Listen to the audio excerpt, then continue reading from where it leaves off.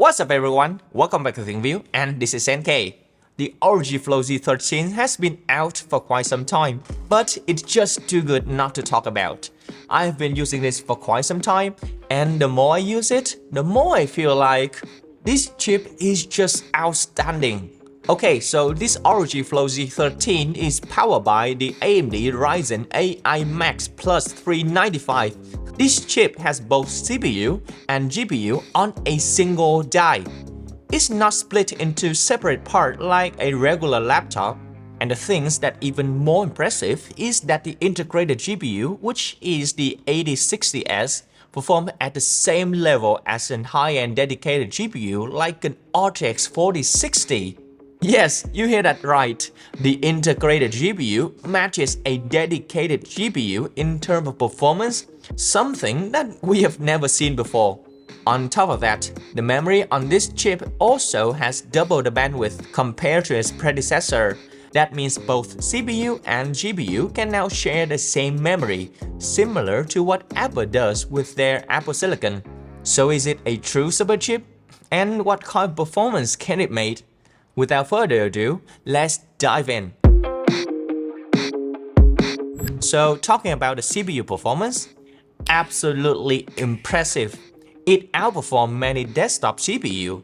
Compared to Intel, it's on par with the last year top-tier CPU, the 14900XX. But keep this in mind, the Intel chips need 135 watts of power, while this AMD chip only needs half of that. Plus, any laptop that using that Intel CPU, usually pairing with a dedicated GPU that consumes over 100 watts. That makes the machine bulky and thick. Think of the MSI Titan, that thing is huge. Meanwhile, this ROG Flow Z13 is super compact, thanks to the Ryzen AI Max+395, which only needing 70 watts for both CPU and GPU. And that's a real-world number. Yet it is just 70 watts for the whole package. That's why they can cram it into a 13-inch ultra-compact machine like this one. And get this, even when I switch it to silent mode, it still performs well enough to play games. Like we were running Far Cry 6 at 60 frames per second at max setting in silent mode. In this mode, the CPU and GPU together only used 35 watts.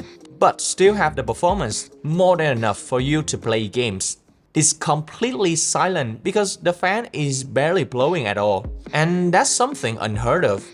Usually, gaming laptops in silent mode are just for light office work, but this one can handle games and even heavy graphic workloads smoothly. It's that efficient, and that's the absolute value of this AMD chip. Now, if you unplug the charger, the performance does drop. Asus lock the turbo and manual mode when you are on battery, so the system defaults to performance mode and the power draw is capped at 45 watts. On this front, Apple is still the best, whether plug or unplug. The performance is consistent. Now, let's talk about graphics performance, probably what most of you are curious about. Can this integrated 8060S beat the RTX 4060? Honestly, I didn't believe in marketing buzzword either. But after testing it myself, the number don't lie. It's actually outperformed a 100 watt RTX 4060 in raw compute performance. Now, in actual gaming, the performance kinda varies. Some games run better, some a bit lower, but overall is somewhat close to the RTX 4060. I think what happened is when gaming, the system have to share power between the CPU and the GPU, which end up limiting the maximum frame rate compared to the traditional gaming laptop, where each component get full power. Still, hitting this number of frame rate on a shared power is already amazing. Again, I have to say that this is the most powerful integrated GPU in the world, matching or even beating the RTX 4060. And that's just gaming. In terms of productivity, this super thin laptop renders faster than our ThinkView desktop PC, featuring an AMD Ryzen 9700X and an RTX 4060. That's insane. So with all of that, can this AMD chip earn the title of being the Superchip of 2025? Let me know in the comment section, okay? And with such powerful performance and such low power usage, it's really changed the game. Laptop can be now thinner, quieter, and runs cooler. You can see that this tiny little hybrid machine barely gets past 80 degrees when gaming. So imagine that if you put this chip into a regular size laptop, the experience would be next level. Okay, now what next? It's the battery life. And because this new chip integrated the CPU and the GPU and even brings the memory closer together, it's left more room inside the laptop. And that's allowed ROG to upgrade the battery from the 56 watt-hour in the previous version to the 70 watt-hour in this version. And combined with how efficient this chip is, the battery life can now reach up to 6 hours at 250 nits of brightness. Super impressive for this level of performance. Another big plus is the AI performance. This version we have comes with 32 gigs of memory and you can allocate up to 24 gigs to the GPU. There's also a 128 GB of memory variant where you can assign up to 96 gigs to the GPU. That means you can run massive AI model directly on this machine. And look at the market right now. This is the first time on an x86 platform, a consumer-grade laptop that has a hardware that's powerful enough to run professional AI workflow. Now, let's talk about the overall build of the Flow Z13. And to be honest, it has a very different design from your regular laptop. You can attach the keyboard magnetically and use it like a regular laptop, or open up the kickstand and take some notes. ROG also includes a pen, and writing on this screen feels great.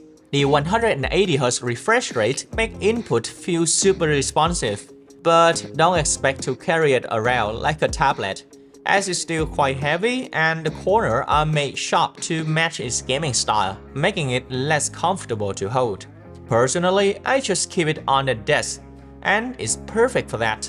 The back is made semi-transparent and you can see the internals. The display is a vibrant IPS panel with high resolution, and the color accuracy is also high too. This year, the refresh rate has been upgraded from 165Hz to 180Hz, so gaming feels super smooth. But keep this in mind, after all, this is just a 13.4-inch screen, and it might be small if you game a lot. It's also got all the connection that you need: 2 USB 4 ports, an HDMI, a micro SD reader, and even a USB-A. The magnetic keyboard has RGB backlighting, and the touchpad is much bigger this year. One small complaint is that it makes some weird noise when I press on it, and it doesn't feel firm enough for typing. Okay, so now to sum it all up, I am truly blown away by what AMD and ROG has bring to the table this year. But I still have two concerns. First, the ROG Flow Z13 isn't cheap. And secondly, will AMD be able to produce enough of these chips to impact the market? Or is it just a demo?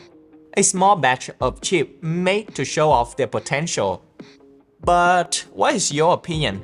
Please let me know, okay? Now, thanks for watching. This is NK from ThinkView, and see you guys next time.